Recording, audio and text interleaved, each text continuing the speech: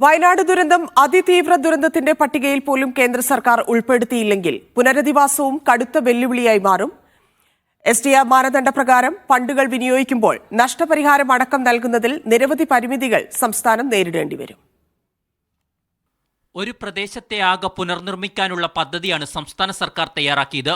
പ്രധാനമന്ത്രി നേരിട്ട് വന്ന് കണ്ടതോടെ ദുരന്തത്തിന്റെ തീവ്രത കേന്ദ്രത്തിന് ബോധ്യപ്പെട്ടുവെന്നായിരുന്നു സർക്കാർ കണക്കുകൂട്ടൽ. ഇതിൽ കൂടി പ്രതീക്ഷ വെച്ചാണ് 2 ടൗൺഷിപ്പുകൾ അടക്കമുള്ള പുനരധിവാസ പദ്ധതി തയ്യാറാക്കിയത്. പ്രാഥമിക കണക്ക് പ്രകാരം പുനർനിർമ്മാണത്തിന് 2000 കോടി രൂപയിലധികം വേണം. നഷ്ടപരിഹാരത്തിനായി 200 കോടിയും. അതിതീവ്ര ദുരന്തത്തിന്റെ പട്ടികയിൽപ്പെടുത്തിയാൽ പുനർനിർമ്മാണത്തിന് ഒരു പരിധിവരെ പണം കേന്ദ്രത്തിൽ നിന്ന് ലഭിക്കുമായിരുന്നു. അതിനെ തച്ചുടയ്ക്കുന്നതാണ് കേന്ദ്ര ആഭ്യന്തര സഹമന്ത്രി ഇന്നലെ രേഖാമൂലം നൽകിയ മറുപടി.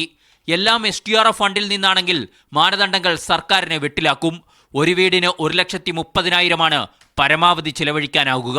1 കിലോമീറ്റർ റോഡിന് 75,000 രൂപയും. ഇതൊന്നും കേരളീയ സാഹചര്യത്തിൽ ഒന്നിനും തികയില്ല. ഈ മാനദണ്ഡത്തിൽ മാറ്റം വരുത്തിയാലേ പ്രതിസന്ധി പരിഹരിക്കാൻ കഴിയൂ. ബൈറ്റ്.